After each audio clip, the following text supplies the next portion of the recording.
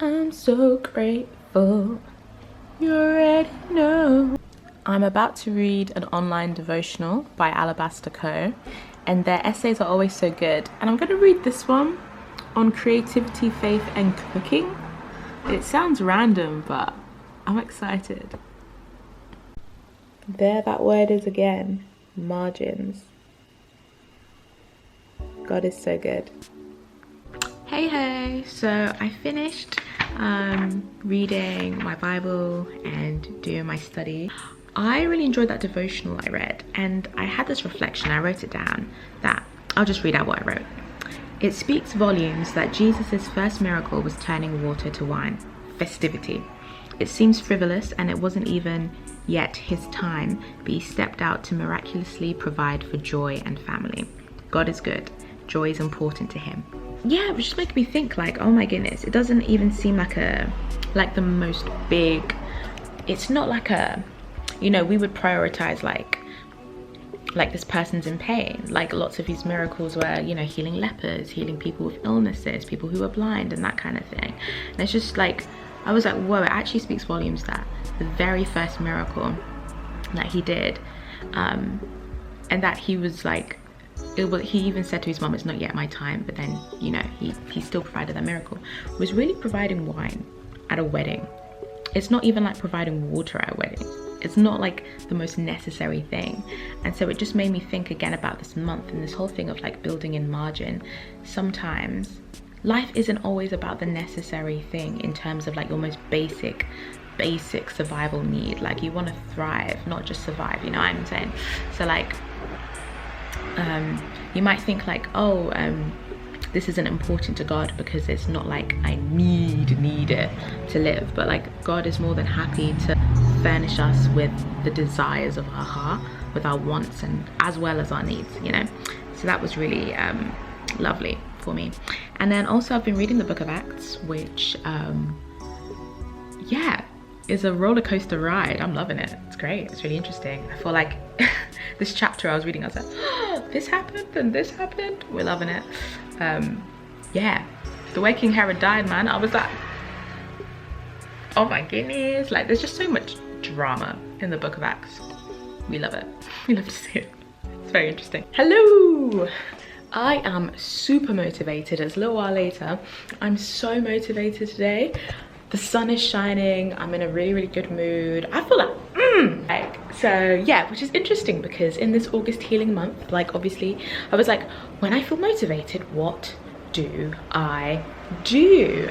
Typically I'd be like just maybe overworking myself a little bit. I'm just very motivated. I like love to work. And I was like, okay, what do I do? What do I channel this motivation into? So there's actually a whole list of things that I do want to do to just improve my life. And one of these things is to create a hierarchy of needs.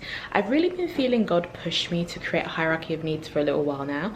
And essentially, if anyone's aware of, I want to say Maslow's hierarchy of needs. Maybe I'll post like a picture, or if not, just Google it, or I'll post a link down below, something. But anyway, there's this theory, or this like, I don't even know if it's a theory, I think it's pretty accepted, you know, that humans have this hierarchy of needs. Like we have this list of needs to achieve self-actualization, end quote.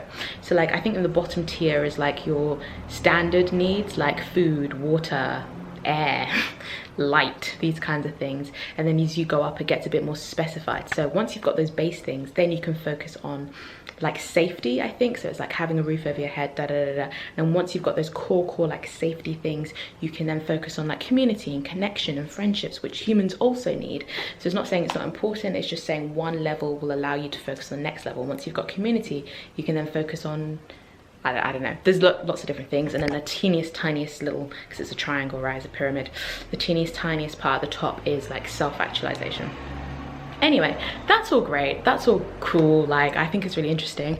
I want to create a Nikki specific hierarchy of needs. What do I need in order to function and be happy and healthy and well in life? And just to make those things a little bit more specific to me and my life. Obviously food, air, water, but also like thinking about like, how much community do I need? Creativity, like all these things, so that I can look at them specifically like in my life and go, okay, if I'm feeling a bit off, is it because, am I hitting all of these points? And what do I need to do? I think I explained that well. Yeah, let's start planning. Okay, are you ready to hear my hierarchy of needs? Let's go. Of course, no surprise, number one, a relationship with and peace with God, peace with self, to feel loved, cared for, and listened to, friendship and community, or specifically by family, friendship and community, to be creative, to be own boss and reliant on God, not man, success, my own space and some alone time, positive representations of my race, interaction with children, fun, play, renewed mind and spiritual reflection, okay, and rest. And then I've put like brackets, non-judgmental people. Let's explain this. Some of these I was really surprised by. I was really surprised by, for example, I put down positive representations of my race, but I do need that to feel like, okay, so my hierarchy of needs, I've specified that it's specifically what do I need to feel joyful, at peace, and fulfilled and happy. And I do need positive representations of my race, because like subconsciously, if you don't have that, you can start feeling a certain way about yourself. So I've put that down there. But I was like, wow, that was really like introspective, like that was deep. The other one that surprised me was probably, the other one that was quite surprising was like well, not surprising, but basically like since young, because I'm, you know, I was always looking after my brothers growing up and things like that, and like teaching, and like I've loved working with children, and I've always just been very like nurturing and caring in that manner. So when I was thinking about like, oh, what do I really like want like in life, I was like, oh, like some interaction with children somehow. And then I was trying to like think deeper and deeper, and I was like, fun. And then I was like, wait, play. I think that's what it is. I like play. I like just letting go. I like just like having a good time. And so I think that boils down to like play, like fun and playtime. Like even though like I'm grown, like I'll slide down a slide, like, do you know what I mean? You know, so I put that there. And then it took me way too long to write down rest as a value.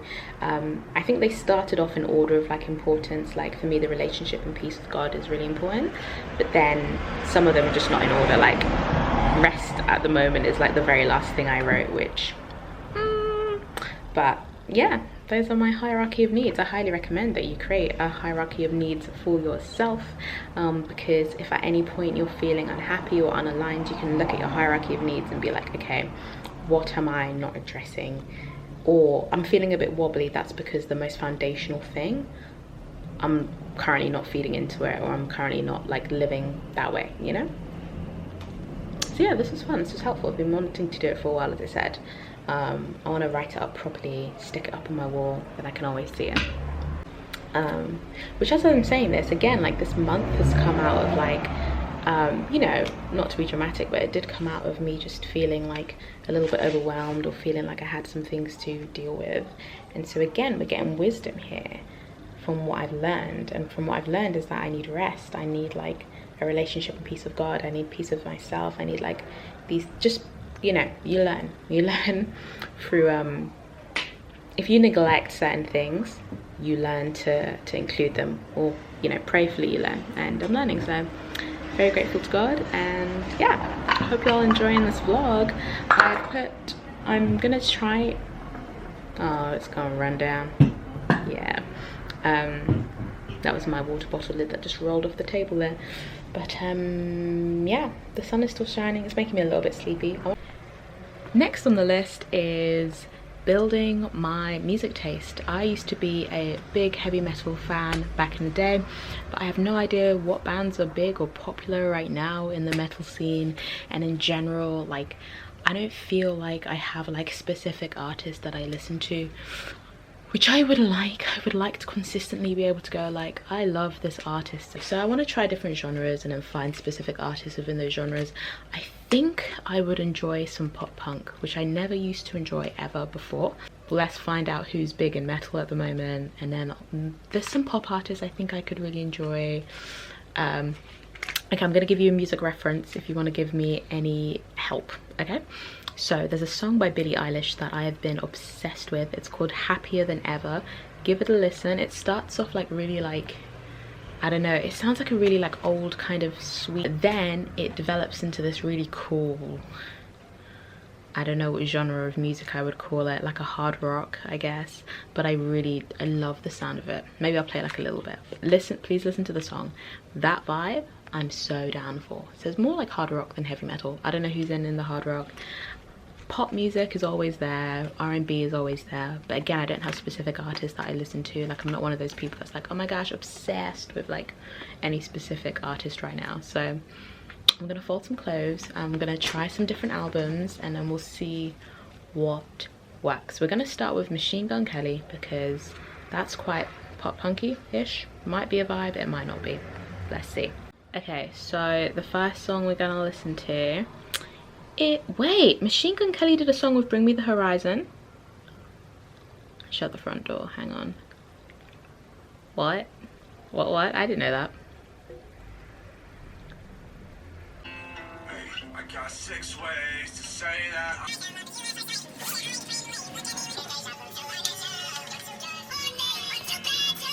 Okay, we're gonna give each artist 5 songs. So this was Twin Flame by Machine Gun Kelly. It was alright, it was alright, it was alright. I like the bit at the end. I'm gonna try and listen to songs that are just by the artist rather than collaborations, just so I can get the vibe. It was pretty emo, like the lyrics are a little bit too emo for me. So let's listen to, this is called Play This When I'm Gone, which already sounds really emo.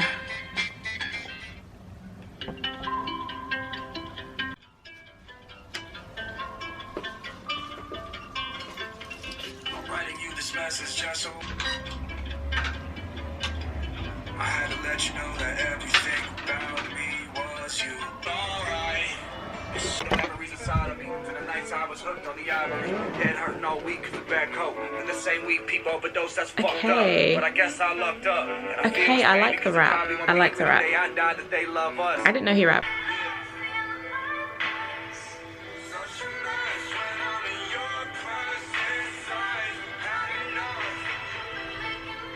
Okay, next artist, we're gonna do Taylor Swift, specifically the Red album, which I don't think I've listened to yet. So, oh, here we go, full album. So as I said, we'll do 5 songs. We'll go the first 5. The first one I'm seeing here is called State of Grace, Taylor's version. Let's go.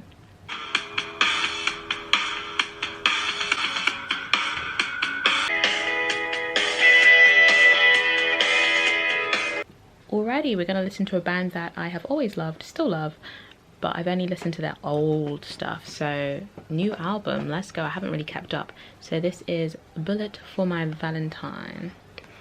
And I do like them, but I haven't listened to this latest album. So we'll see if it's still my vibe.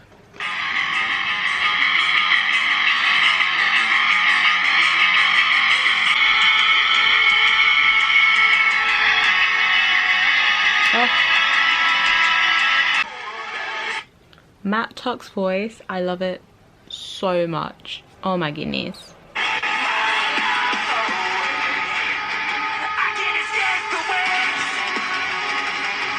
I like it.